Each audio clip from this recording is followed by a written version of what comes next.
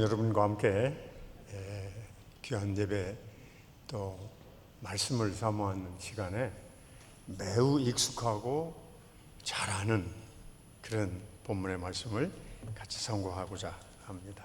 아마 교회 생활 하시는 분들 가운데 이 구절을 모르는 분은 거의 없으리라 생각할 정도로 우리가 자주 대하는 말씀입니다. 그러나 제가 조금 더 여러분들에게 설명과 또 도움을 드릴 수 있는 그런 다른 내용들을 함께 첨가해 보면 마음에 와서 닿는 하나님의 은혜가 있으리라, 그렇게 저는 생각합니다. 제가 지난 주일날 때가 참에 예수님이 갈릴리에 나타나셔서 회개하라, 천국이 가까웠다, 이 말씀을 선포하셨다. 그 내용을 다시 정확하게 전후 문맥을 살펴보면 최초의 메시지는 하나님의 나라였습니다. 마태복음에는 항상 천국이라고 나옵니다. 하늘나라. 왜냐하면 마태복음은 유대인들을 위해서 써놓은 복음서였기 때문에 유대인들의 평소의 언어 습관에 맞춰서 예수님의 복음 사역을 담아놓았어요. 유대인들은 하나님이라는 이름을 부르지 않고 신성 모독이 되지 않도록 금기시했습니다. 그래서 주라는 말로, 예를 들면 하나님의 이름이 구약성경에 여러 개 많이 나오는데 엘로힘, 그 다음에 여호와, 이런 여러 이름들이 나오는데 전혀 유대인들은 사용하지 않고 주라는 말로, 아도나이, 주님이라는 말로 바꿔서 불렀어요. 그래서 마태복음에는 오늘 여기 읽으신 것처럼 그의 나라, 이렇게 나오는 거예요. 그의 나라. 하나님의 나라라는 단어는 누가복음, 마가복음, 누가복음, 요한복음, 그리고 나머지 신약 성경은 공통되어 있습니다. 어쨌든 간에 예수님께서 첫 번째 하신 메시지가 하나님의 나라고, 그 다음에 제자들에게 산상보훈에서, 오늘 이 부분은 산상보훈에 나오는 부분인데, 너희는 그의 나라를 구하라, 그의 의를 구하라. 자, 우리 시작하면서, 그러니까 예수님의 첫 번째 말씀은 회개하라, 천국이 가까웠다. 그 다음에 예수님의 3년 생애 기간 동안 계속 중심되는 주제를 하나님의 나라에 초점이 맞춰져 있다는 걸 알 수 있어요.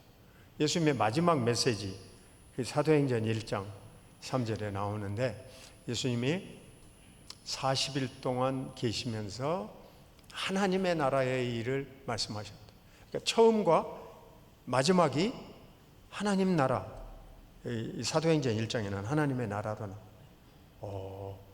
예수님의 교훈 가운데, 예수님의 복음 가운데 중심을 이루고 있는 주제는 바로 그가 왕 되시고 통치하시고 다스리시고 장차 완성된 형태로 임할 하나님의 나라구나.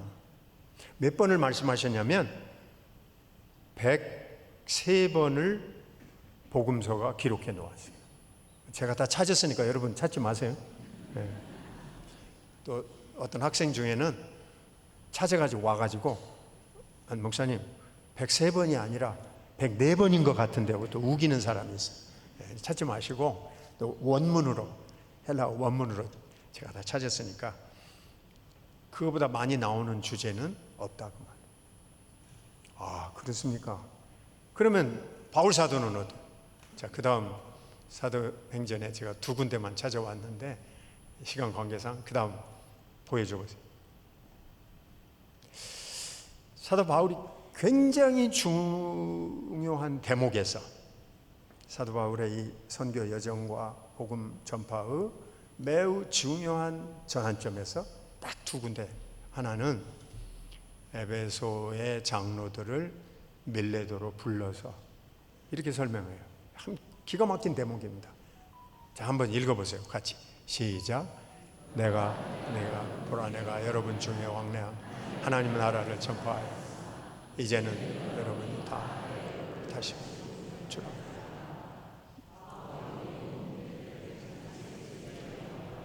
자기에게 오는 사람을 다 영접하고 담대히 하나님 나라를 전파하고 주 예수 그리스도께 관한 것을 가르치다. 그 많은 바울 사도의 선교 여정 중에 매우 중요한 전환점이 되는 사도행전 20장 1, 2, 3차 선교 여행이 맞춰가는 때예요. 이제 나머지는 이제 마지막 로마로 가서 거기서 생애를 마치게 됩니다. 그럴 때 하나님의 나라를 전파했다. 그 다음에 이제 로마로 갔어요. 그 사도행전 28장 맨 마지막인데 거기서 2년을 유하면서 하나님의 나라를 전파했다. 그러니까 예수님도 바울 사도도 사도들도 다 하나님의 나라를 중심으로 가르쳤고. 근데 이제 오늘 아까 읽은 말씀처럼 그 하나님의 나라 그렇게 쉽게 우리 마음에 와 닿지를 않습니다. 왜냐하면 우리는 대한민국 시민이고 또 한국의 주민등록증 갖고 살고 땅에 속한 나라에 우리가 일생 동안 살다가 가기 때문에 이 보이지 않는 하나님의 나라가 그렇게 마음에 와서 닿기가 쉽지가 않아요. 저도 공부했고 말씀 전하면서 꽤 어려움을 느낍니다. 예수님이 계속 이 말씀을 하셨지만 그렇게 쉽게 알 수 있는 나라가 아니에요. 그러니까 예수님께서 설명하신 다른 기록들에 보면 예를 들면 이렇게 설명해요. 산상보훈 앞부분에서 심령이 가난한 자는 너희들에게 복이 있는데 천국이 너희 것이다.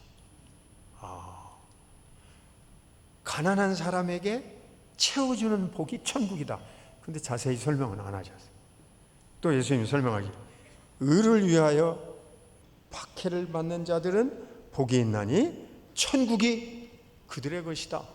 근데 천국의 축복을 그들에게 주신다고 말씀을 하셨는데 그냥 거기에 선언이 끝났어요. 그래서 예수님이 종종 이 하나님의 나라를 어떻게 설명을 하셨느냐, 비유로 설명하셨어요. 씨 뿌리는 비유, 그물의 비유, 감추인 보화의 비유. 이렇게 알아듣기 쉽게 설명하려고 예수님이 예화를 들어 설명을 했는데 그것마저도 제자들이 어려웠던 것 같아요. 제자들이 예수님에게 왜 이렇게 비유로 말씀하시는가를 여쭤봤는데 마태복음 13장 11절에 이렇게 대답하셨어요.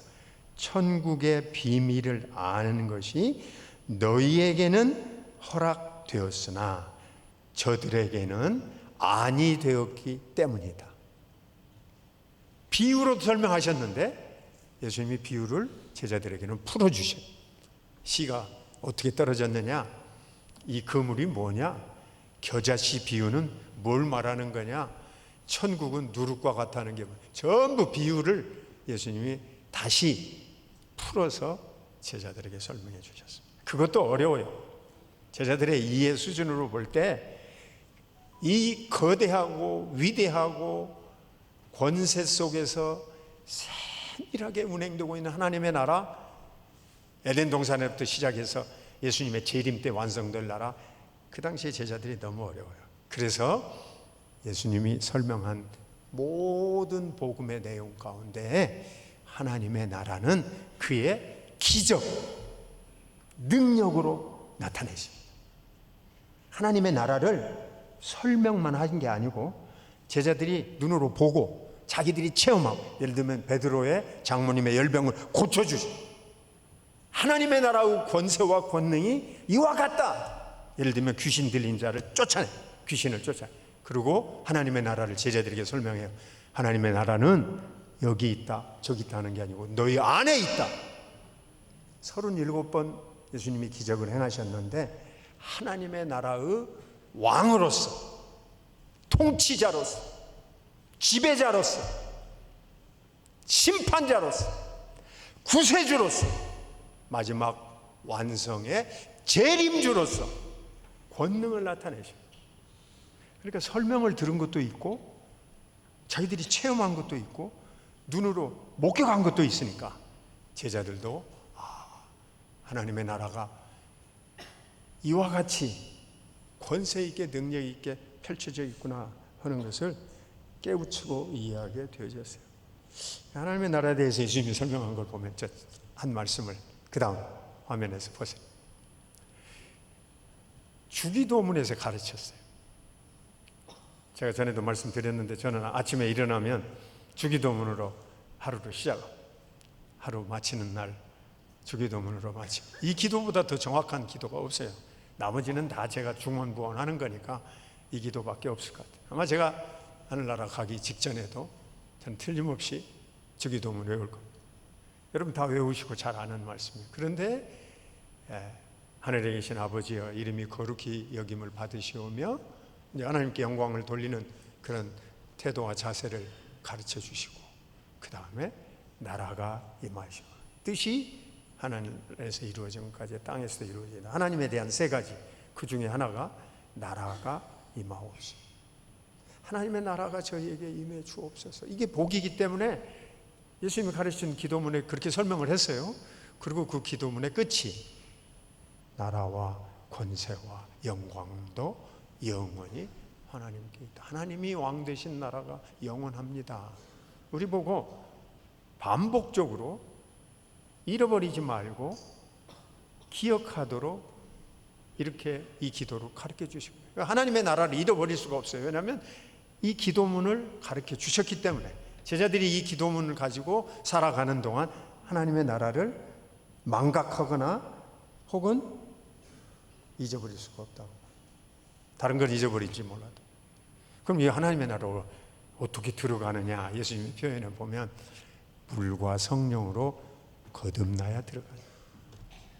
또 너희가, 자, 그 다음 말씀 보세요. 하나님의 나라를 어떻게 들어갑니까?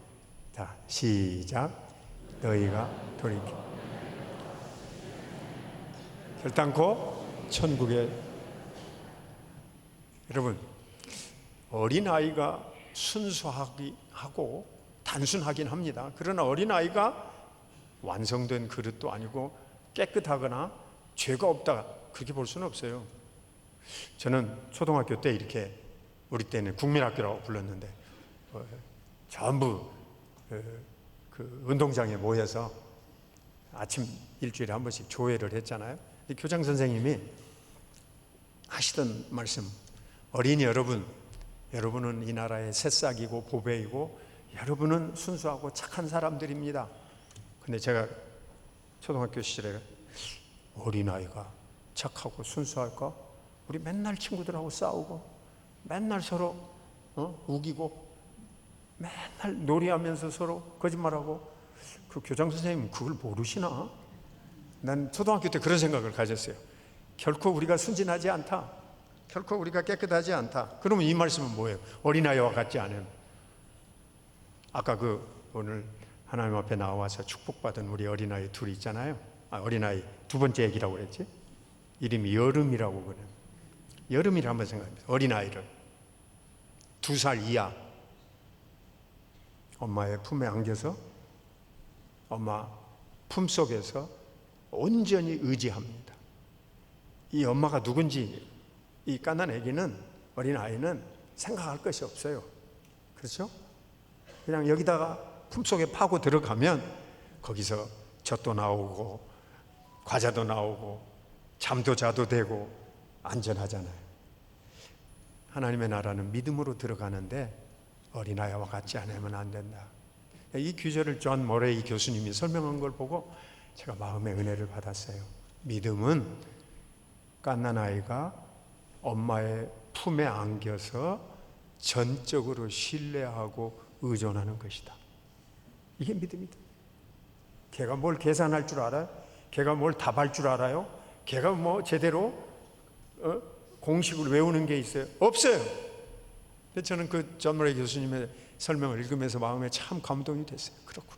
믿음은 그냥 의지하는 거예요. 내가 알고 의지하는 것도 아니고 다 이해하고 정답을 계산한 거, 그게 아니에요. 여러분이 성경을 66권 다 외우고 다 공부하고 그리고서 우리가 믿음을 갖추는 게 아니라고 말이에요.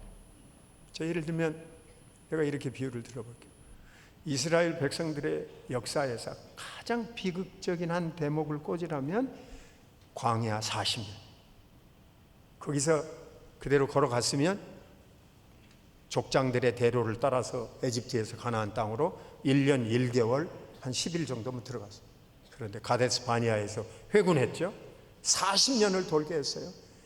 에집트에서 나온 사람들은 20세 이상 거기서 다 장사 지내게 만들어요. 왜 그랬습니까?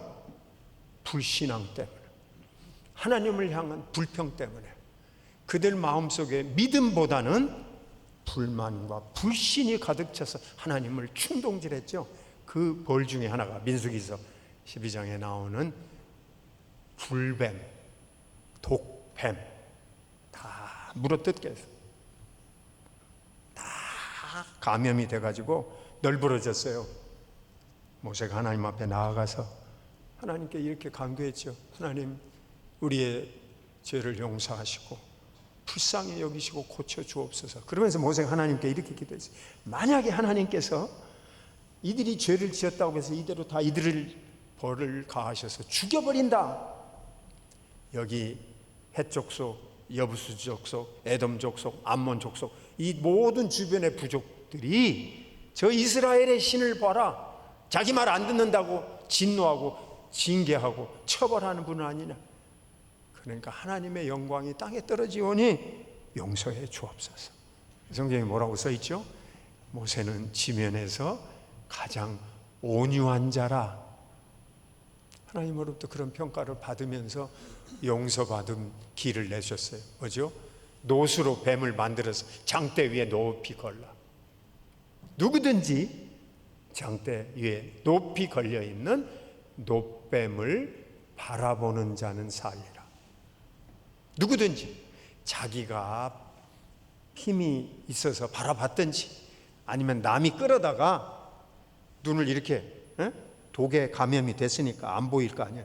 그러니까 눈을 벌려가지고 쳐다보게 했든지 간에 상관없이 노뱀을 바라보는 사람은 다 살더라. 그렇게 돼 있어요. 다 살더라. 무슨 말이냐면 그 독뱀 사건으로 장례를 치른 사람은 한 명도 없어요. 다 살려주죠. 이게 바로 믿음이에요. 약속한 것을 신뢰했다. 바라보는 자는 살리라. 약속하셨어.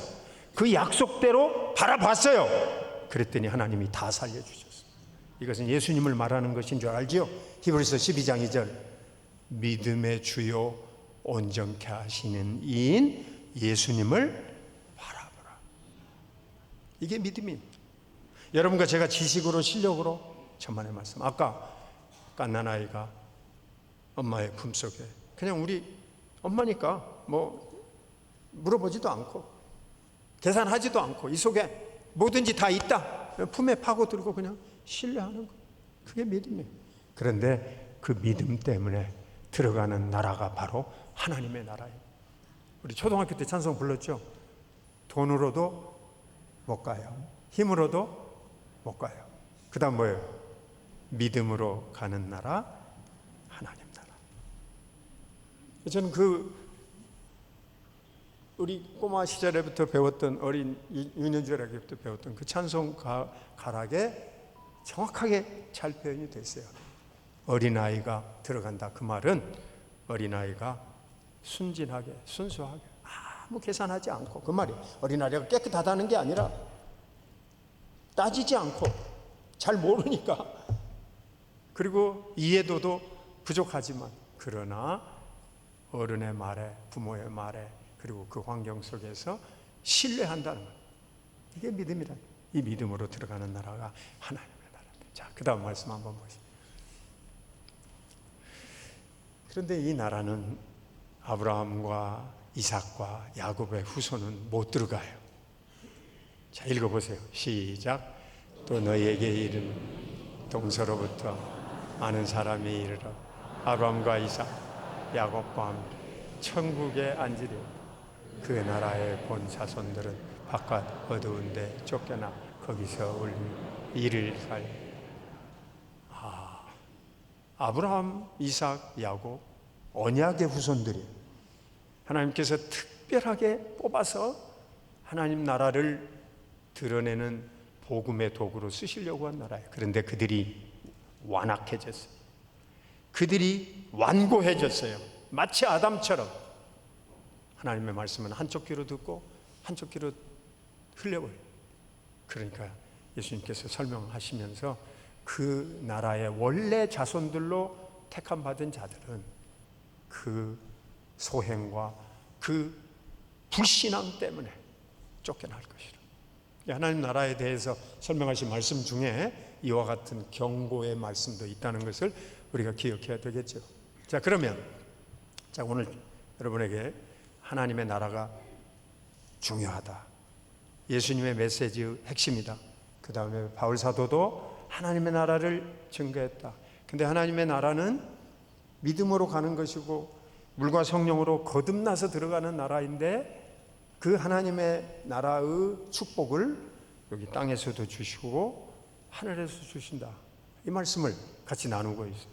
그러면 우리에게 이제 구체적으로, 그러면 이제 믿음도 선물로 주셨고, 그리고 남은 생에 사는 동안 믿음을 따라 살려고 하는 이런 약속의 말씀들을 가지고 살아가는 동안 어떤 복을 주시느냐. 로마서 14장 17절에 사도 바울이 설명한 세 가지로 오늘 말씀의 내용을 같이 풀어보려고 합니다. 같이 읽어보십시다. 시작.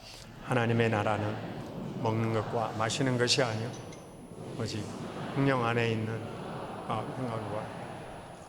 하나님의 나라는 말에 있지 아니하고 오직 능력에 있습니다. 아멘. 왜 저 말씀을 로마서에서 바울 사도가 썼느냐? 이 편지의 그 배경을 이해하셔야 되는데, 로마서라는 편지는 사도 바울이 남긴 가장 위대한 서신입니다. 서신 중에 제일 길잖아요. 16장까지. 바울 사도가 1차, 2차, 3차 소아시아 지방부터 시작해서 선교 여행을 다녔잖아요. 그 중에 이 3차 마칠 때 그가 고린도에 석 달간 머물러요. 그러면서 이제 자기가 앞으로 마지막으로 로마에 가서 전도하고 선교하면서 생애를 마칠 기도와 소망을 피력합니다.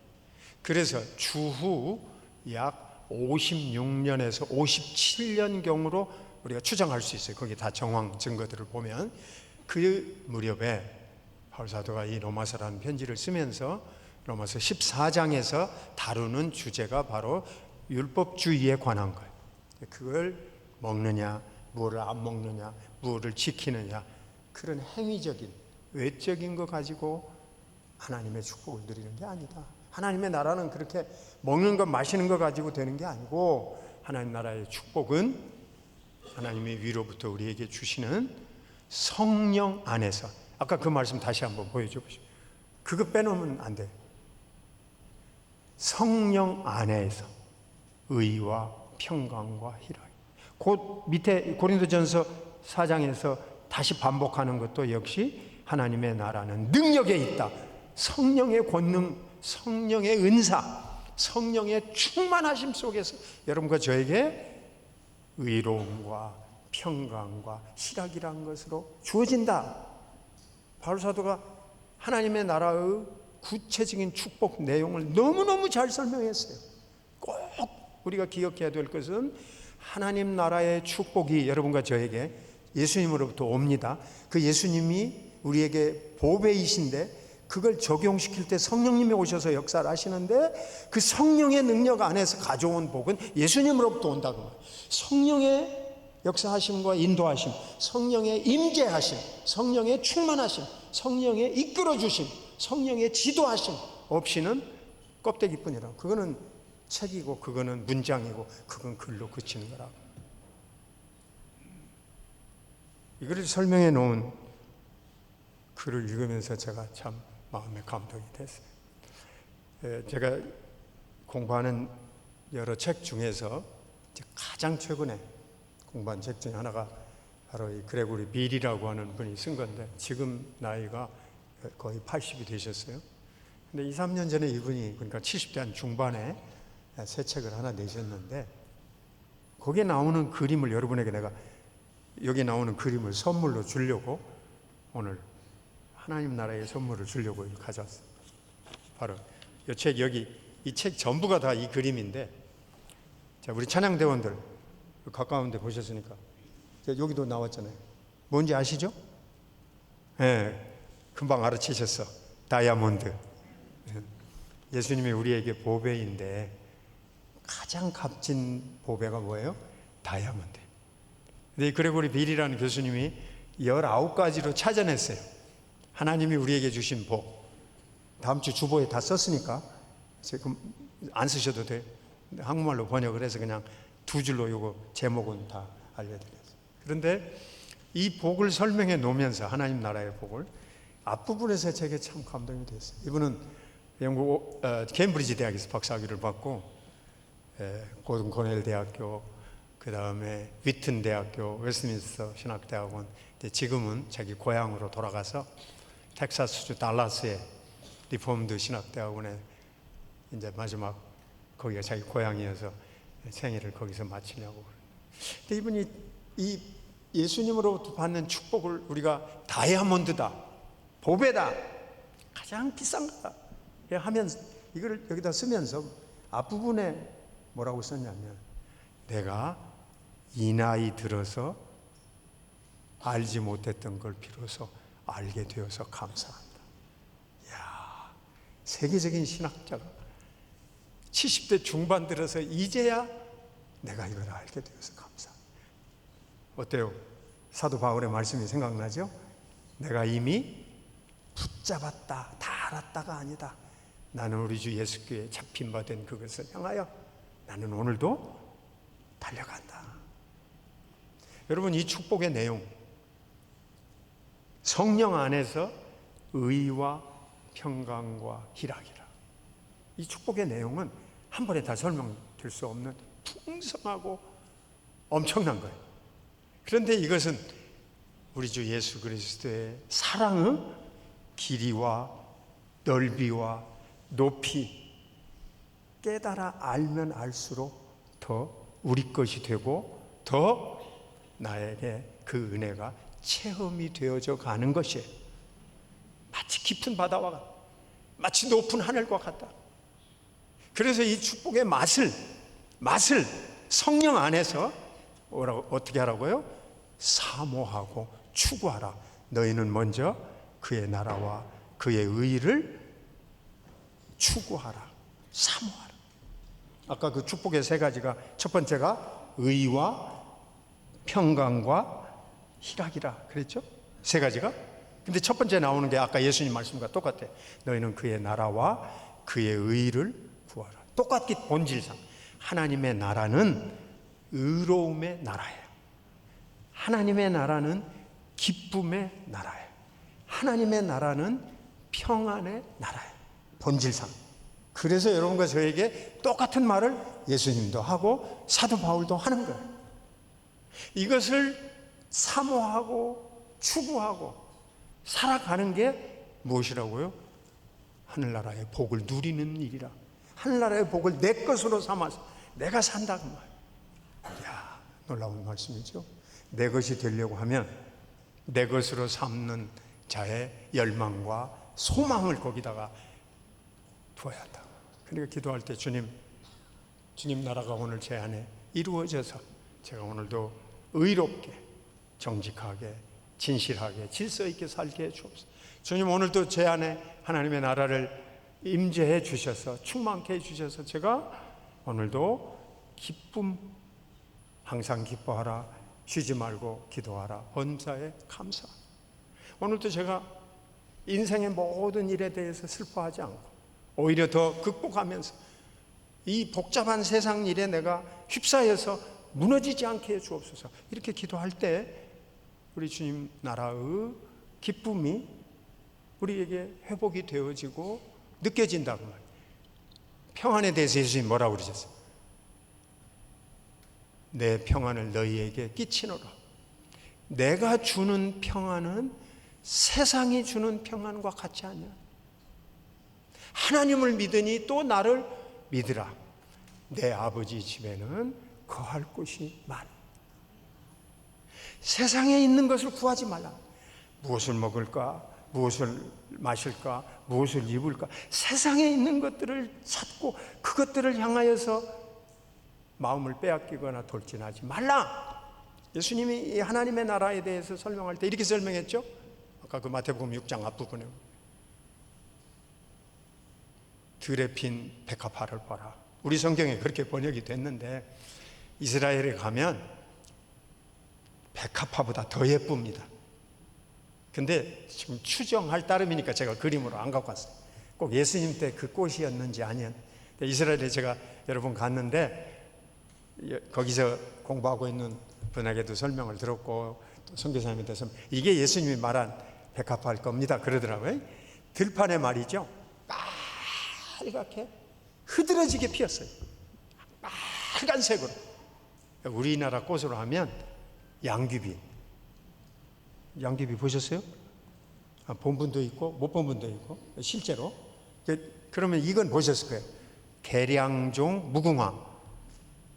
이건 보셨어요? 네. 그렇게 예쁜 색깔로 들판에 피어있는 흐드러진 꽃, 솔로몬의 영광보다 더 아름다운 꽃. 뭐라고 그러셨어요? 오늘 있다가 내일 아궁이에 던져지는 들풀도 하나님이 이와 같이 아름답게, 이와 같이 화려하게 입히시지 않느냐. 들에 나는 공중에 있는 새를 봐라. 저들이 수고도 하지 않고 길쌈도 하지 않지만 하나님이 다 그걸 먹이시지 않느냐. 너희는 천하보다 귀한 사람들. 왜 먹을 것, 마실 것, 입을 것, 세상에 있는 것만 매달려서 왜 세상 속에 파묻혀서 세상의 것 속에서 벗어나고 헤어나지를 못하느냐. 다 헛것인데. 요한일서 2장 15절. 세상에 있는 것이나 세상의 자랑들, 세상의 화려한 것들은 다 지나가는 것입니다. pass by. 일시적인 거고 임시적인. 여러분, 저에게 하나님께서 주시는 이 귀한 축복의 본질은 가장 좋은 것들은 다 빛들의 아버지로부터, 하늘로부터 오는 것이고 하나님 나라로부터 오는 것이고 예수님 안에서 오는 것이고 성령 안에서 우리에게 주어진다. 성령 안에서 하나님의 나라의 축복은 의로움과 평안과 기쁨이다. 아멘. 이제 오늘 결론을 맺고 설교를 마쳐야겠습니다. 지난 한 달간 여러분께 와서 함께 은혜를 나누게 돼서 제게는 참 영광이고 또 큰 즐거움이었습니다. 제가 여러분에게 일일이 개인적으로 말씀은 못 드렸지만 제가 속으로는 은평교회 빚이 좀 있어요. 옛날 예배당에 한 2번 설교하러 왔고 이 새 예배당에 한 번 왔었고 그랬는데 2017년 8년 전에 우리 한국에서 큰 대회가 하나 있었어요. 그게 바로 루터 종교개혁 500주년 기념대회. 루터가 1517년에 95개 조문을 발표하면서 가톨릭으로부터 이제 떨어졌어요. 그래서 그로부터 500년이 지난 게 2017년 8년 전에. 그래서 우리나라도 카톨릭만 빼놓고 나머지 우리 루터와 함께 개신교회 성경으로 돌아가자 프로테스탄트 운동을 동참했던 모든 신학대학 교수들이 다 같이 모여서 루터 종교개혁 500주년 대회를 열었습니다.